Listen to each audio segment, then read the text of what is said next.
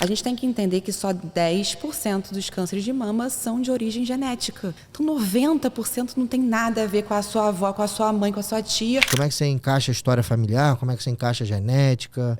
Eu acho interessante pro clínico, sabe? Assim, eu sou clínico, eu quero te encaminhar uma paciente no tempo para você poder tratar se ela tiver alguma coisa. O que eu devo fazer? Então, primeiro ponto, na verdade, é estimular a paciente a conhecer suas mamas. A gente não estimula mais o autoexame, porque elas deixam de fazer o exame de imagem por conta disso. Mas ela conhecia a mama, palpou ali no banho, um nódulo, uma coisa diferente, uma área mais endurecida. Ela tem que se autoconhecer para poder trazer o problema quando palpável, né? Outra questão importante é que, infelizmente, a gente tem uma má prática médica de muitos ginecologistas que não examina a mama. Às vezes parece até meio chocante, mas eu pego o paciente que eu peço para tirar toda a roupa, ela mas toda, mas tem a mama, não é só preventivo e realmente isso ainda acontece e é um problema. Outra questão importante é que a gente tem que entender que só 10% dos cânceres de mama são de origem genética. Então 90% não tem nada a ver com a sua avó, com a sua mãe, com a sua tia. Então nesses 90% que a gente tem que estar sempre atento. Fazer o exame ali no consultório,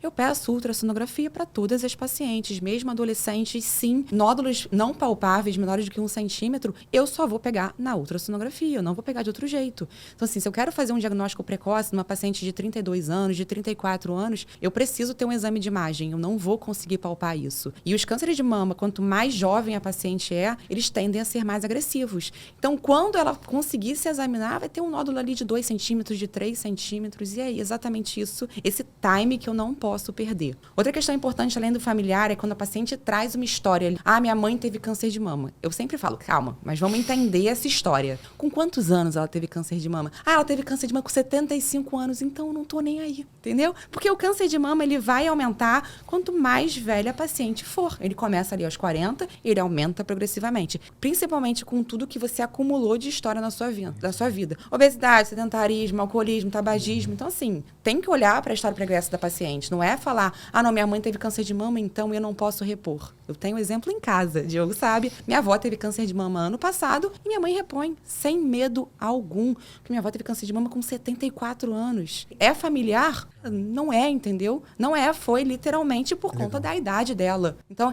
isso é super importante. Além também de saber a idade do familiar, qual o subtipo, né? Porque a gente tem os subtipos que são mais eles pacientes jovens, que têm uma origem familiar mais importante, e tem ali o da paciente de 50, de 60, que são os luminais, que vai acontecer pela idade. E é justamente esse que acontece na menopausa, que a gente chama de luminal A e luminal B, que são os correspondentes à reposição hormonal, né? Que todo mundo fala. Só que, pensa só a logística, né? A paciente entrou ali na menopausa com 50 anos, não tem mais hormônio, estrogênio e progesterona. O subtipo de câncer de mama mais frequente são os ligados aos hormônios. Faz sentido? Faz, claro. E aí você repõe, você aumenta o risco? E antes ela não tinha esse risco, entendeu? Porque é um câncer frequente. Em todas nós mulheres, maior risco de câncer de mama é ser mulher. Ninguém vai mudar isso dela. A gente tem que mudar hábitos de vida. Então, sedentarismo, tabagismo, obesidade aumenta em 6 vezes o risco de câncer de mama. E ninguém fala isso.